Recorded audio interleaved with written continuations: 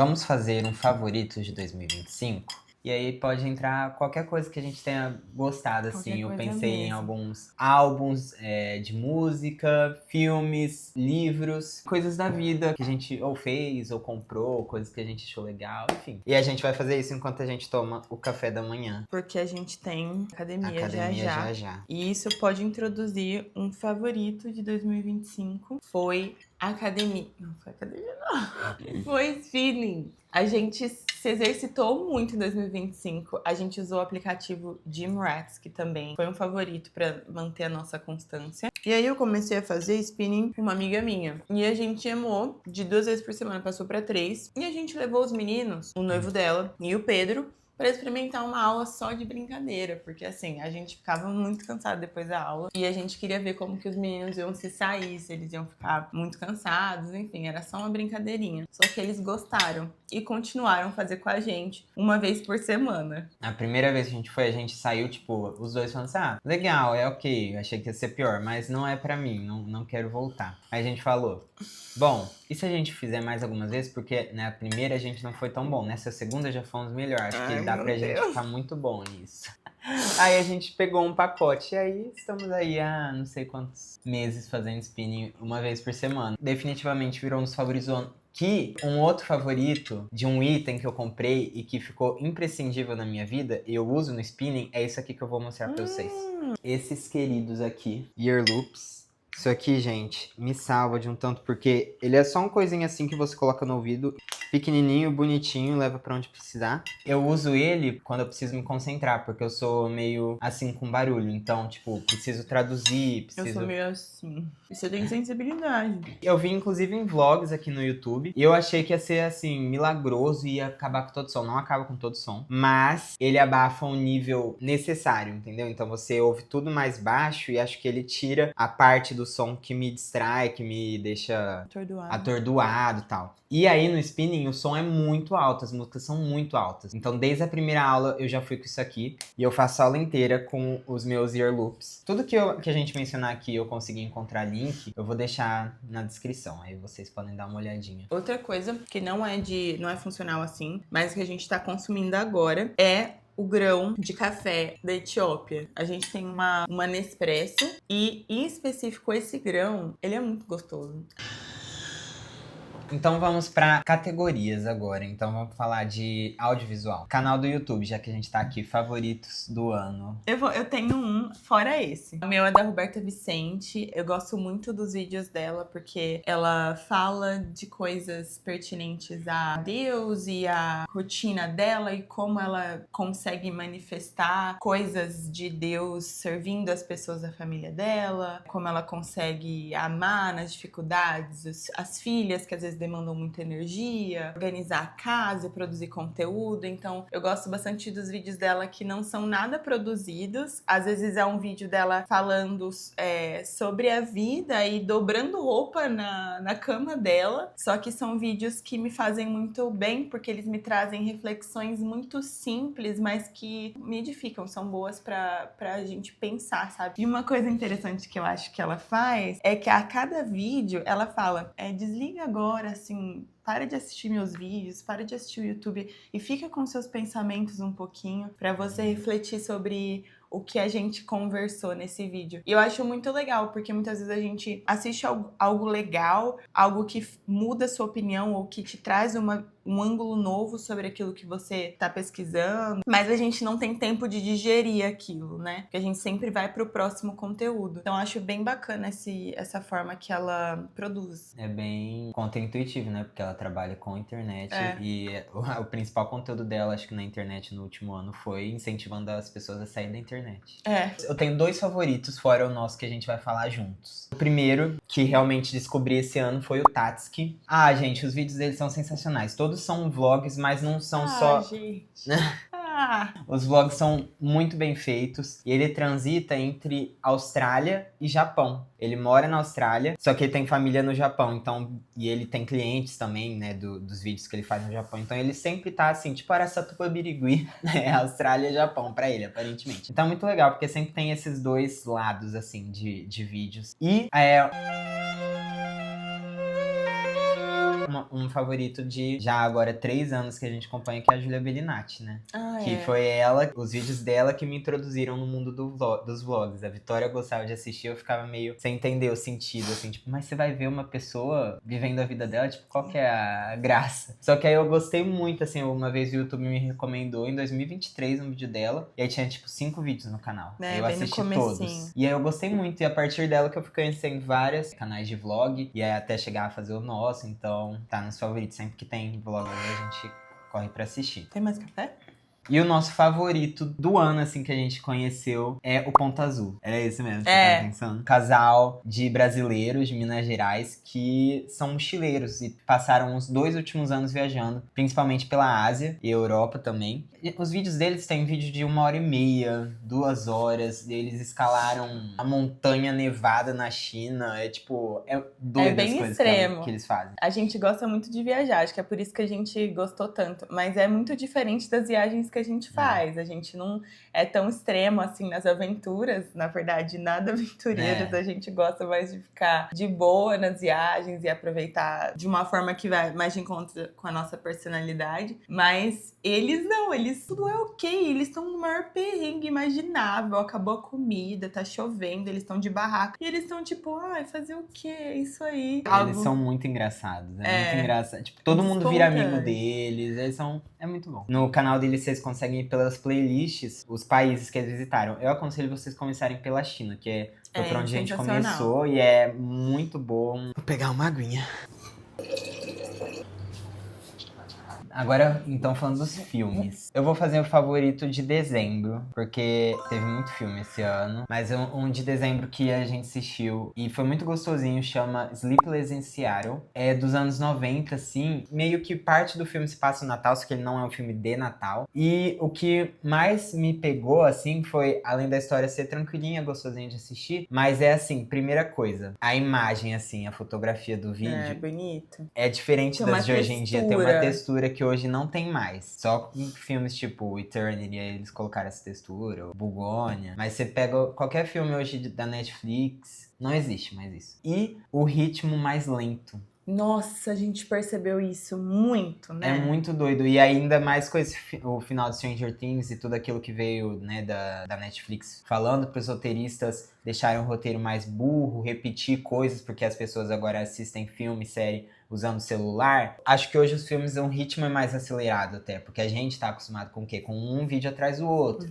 É muito diferente. Tipo, o filme tem, sei lá, 1h30, mas não parece que é só 1h30. Parece que tem 2 horas o filme, porque ele tem um ritmo mais lento. Tem cenas que, tipo, demora naquela cena. E, tipo, se fosse hoje, jamais que ia ficar um tanto tempo. Um detalhe, assim, a pessoa olhando pra outra e a outra passando. Tipo, só a cena demorando, assim, tendo o tempo dela de passar. É engraçado que hoje em dia filmes que têm diálogos longos ou cenas mais pausadas são considerados alternativos. É, sendo que esse filme é meio assim, só que ele devia ser um rom-com, É. uma comédia romântica, assim, da época. Agora, séries. Eu tenho uma que a Vitória não quis assistir, que se chama The Studio.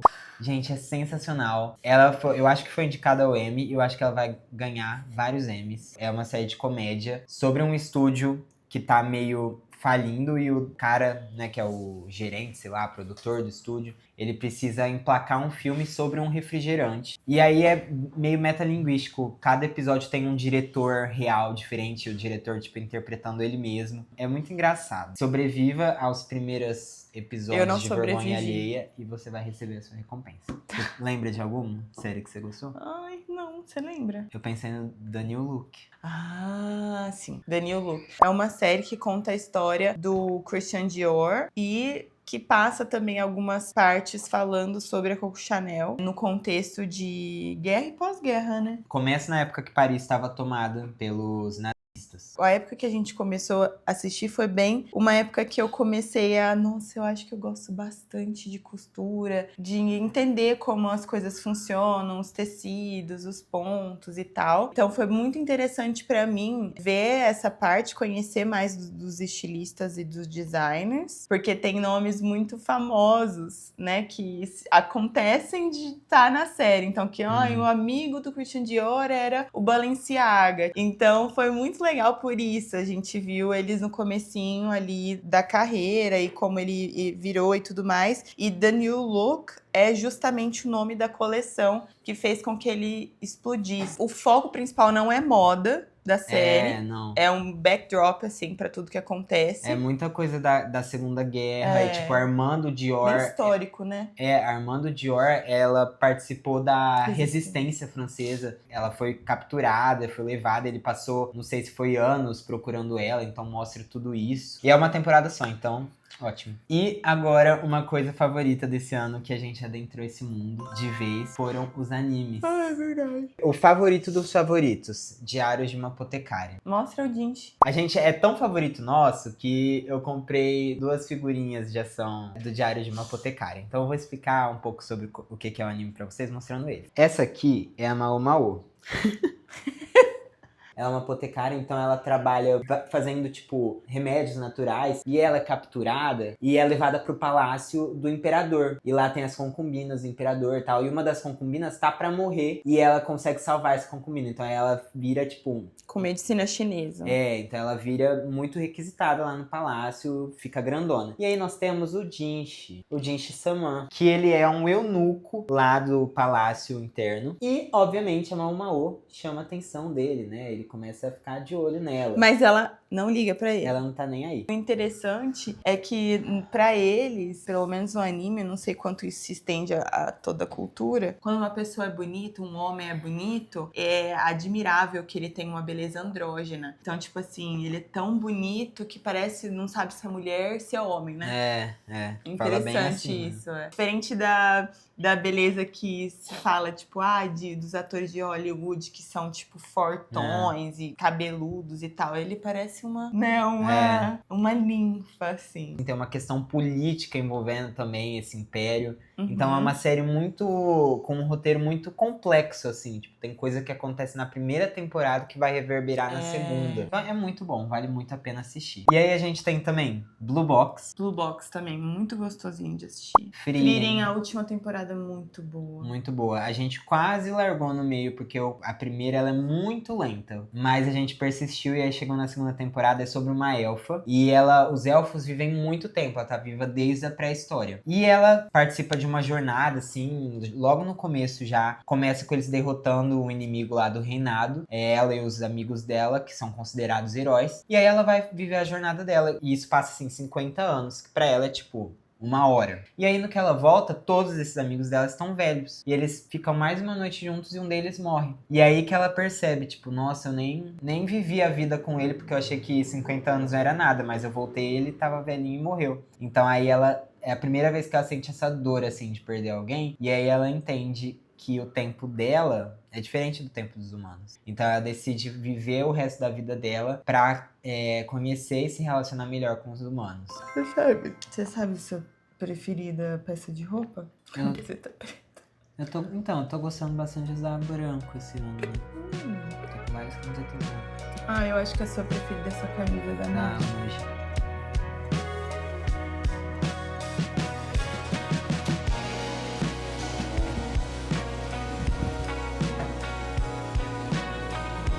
Falando de música, então, já que a gente ainda tá no audiovisual, álbum favorito de 2025. Eagle Death in a Bachelorette's Party. É, assim o nome. Da Hayley Williams. Muito boas músicas, composição muito boa. Também tá nos meus favoritos esse aí. E o jeito como ela lançou esse álbum foi muito legal. Porque ela lançou, de repente, assim, sem avisar nada, 17 músicas soltas. 17 singles. De uma vez. Então, você não era um álbum. Era 17 músicas soltas, você tinha que montar a sua própria playlist. Ou pegar a playlist que alguém criou. E ouvir na ordem que você quisesse, ou na ordem que você imaginasse. E isso foi muito legal, porque ela ativou muito, assim, essa sensação de comunidade. Então, todo mundo que gosta do Paramore, que gosta dela, criava sua própria playlist, pensava qual a ordem que fazia sentido das músicas. E isso foi por, acho que mais de um mês, até ela realmente... Aí ela pegou e falou, agora eu vou ver as playlists que o pessoal foi criando e eu vou pensar numa ordem pra fazer um álbum. E aí ela lançou o álbum, né, com as 17 músicas em ordem. Depois de um tempo ela acrescentou mais uma e acrescentou a 20ª e aí lançou a cópia física. Então foi muito diferente esse processo, assim. Eu não fiz nada disso. Ela só ouviu quando tava pronto o álbum, né? Eu só ouço ali, que tá ali e pronto. Ai, tem músicas muito lindas. Fiquei triste que a Taylor e o Taylor e ela terminaram. Pelas músicas a gente tem essa impressão. Sempre que você estiver passando por um momento ruim, você pode parar e pensar, Hayley Williams Coitada, também está véi. sofrendo. Ou você pode pensar também, a Taylor Swift vai casar. Ela também passou por poucas e boas. Próxima categoria, já que agora a Vitória é uma costureira. Peça de roupa favorita. Eu gostei muito de uma peça que eu comprei da Lela Brandão. É um colete preto simples, o corte é reto. Eu acho muito versátil, dá pra fazer vários looks. E eu gosto de roupa, porque depois que eu aprendi a costurar, não que eu saiba muito, tá? Nunca coloquei um zíper. Ela sabe sim, você fez um monte de roupa já. Mas eu penso muito na durabilidade da peça e na versatilidade dela. Meu consumo de roupa mudou, sabe? Eu penso muito mais a longo prazo depois de saber costurar, porque eu penso, eu conseguiria fazer isso com um tecido de maior qualidade. E outra coisa que eu achei que foi favorita também foi a blusa que eu fiz azul. Gostei bastante dela. Achei ela super diferente, assim, moderna. A saia xadrez que você fez ficou bem bonita. Eu uso bastante ela. A minha peça favorita de 2025 é essa camisa da Muji que eu comprei, que a gente comprou na loja da Muji de Nova York. A gente ficou encantado pelas coisas, por tudo que eles fazem lá. E, inclusive, essa peça tem uma história, porque eu amei a camisa, e aí eu já vesti na hora e já passei o resto do dia, né, com essa camisa. E aí voltamos pra Filadélfia, que é onde a irmã da Vitória mora. E na hora de fazer as malas, no que a gente fez as malas, tal, no que a gente tava no avião, eu falei, Vitória, eu não lembro de ter guardado a minha camisa da Muji. E, gente, eu confiro tantas vezes o quarto pra ver se não me esqueceu nada. Só que ela tava dobradinha numa mesinha das crianças lá. Então parecia que era uma camiseta de uma das crianças. No que eu cheguei aqui, a gente chegou no dia que ia ser aniversário do meu pai. Então aí a gente chegou, deu pra, tipo, dormir 1 hora em casa pra dar uma descansada do avião. E aí à noite já tinha festa. E aí eu já tinha decidido, eu ia com a Muji. Aí eu procurei, abri todas as malas. Nem ia desfazer mala naquele dia, mas desfiz, tentei achar. Não achei de jeito nenhum. Mandei mensagem pra Carol. Tava lá. Tava lá na Filadélfia. Gente, a minha camisa que eu tinha amado tanto. Eu falei, não acredito, velho. Só que aí... Ela foi icônica. Ela foi ícone. Tipo, na semana seguinte, tinha uma amiga dela e a mãe tinha ido visitar a amiga e a mãe tava voltando pro Brasil. Aí ela mandou a minha camisa com essa mãe e já deu o endereço pra chegar aqui e já mandar pra cá, pra Rio Preto. Chegou, tipo, na semana seguinte já tava comigo. Obrigado, Carol. Obrigada, Aninha. Pê, a gente tem academia. É 11h30 só, academia, velho. Não é. É às 11. É às 11? É. Eu tava tranquilo que era às 11. Não é às 11. Então a gente vai pra academia, como minha digníssima esposa lembrou que a gente tem. Depois da academia, então, a gente continua com mais algumas categorias. Quero falar dos livros ainda. Vamos trocar.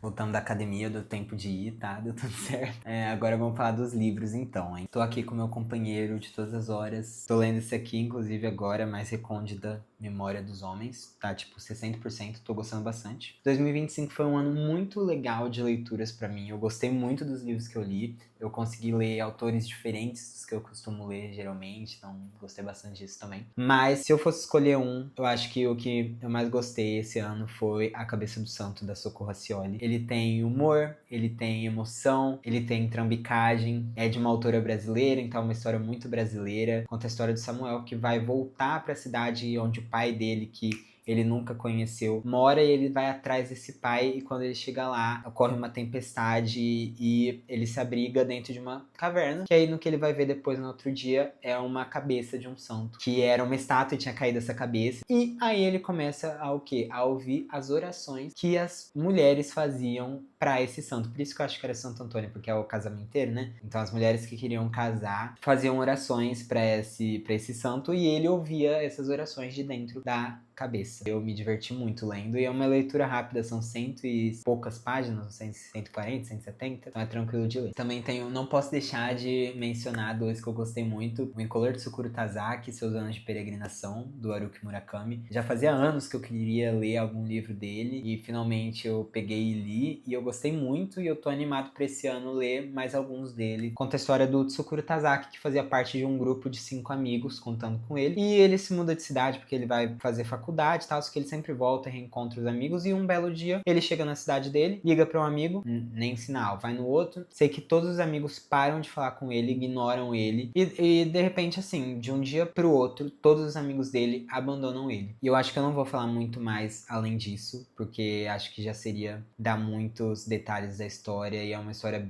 meio doida em alguns momentos, mas eu gostei bastante. E o terceiro que eu quero falar aqui é o Vamos Comprar um Poeta, do Afonso Cruz. Nesse final de ano eu tava com bastantes autores que eu queria ler, e eu não queria me comprometer com nenhum que fosse tipo 300, 400 páginas. Então eu peguei uma sequência de uns 3 ou 4 livros de tipo 90 páginas, rapidinho lia e já ia pro próximo. Foi legal que eu consegui conhecer esses autores, e um desses era esse. É um livro de um autor português. É sensacional, uma realidade em que as pessoas não têm bichinhos de estimação, elas têm artistas de estimação. Então essa menina, ela quer comprar, ela pede pros pais comprarem um poeta pra eles, e aí tudo nessa sociedade é feita com cálculos numéricos e tudo muito transacional, e aí esse poeta começa a, né, declamar poesia ou tipo falar frases que levam ela a pensar nas coisas, a sentir as coisas, sair dessa exatidão que aquela sociedade vive. E é muito legal, é curtinho de ler, acho que são tipo 70 páginas de história e depois ainda tem um apêndice sobre a importância da literatura, das artes, enfim. Eu amei, quero ler mais livros dele. E esses três, assim, acho que foram os meus queridos, assim, os meus favoritos de 2025. Tô animado para as leituras desse ano. E eu quero saber de vocês também, o que vocês leram esse ano de 2025. Quais foram os favoritos de vocês, seja de livro, de filme, de série, de tudo que a gente falou aqui, um álbum, uma música, deixa aqui nos comentários. Me contem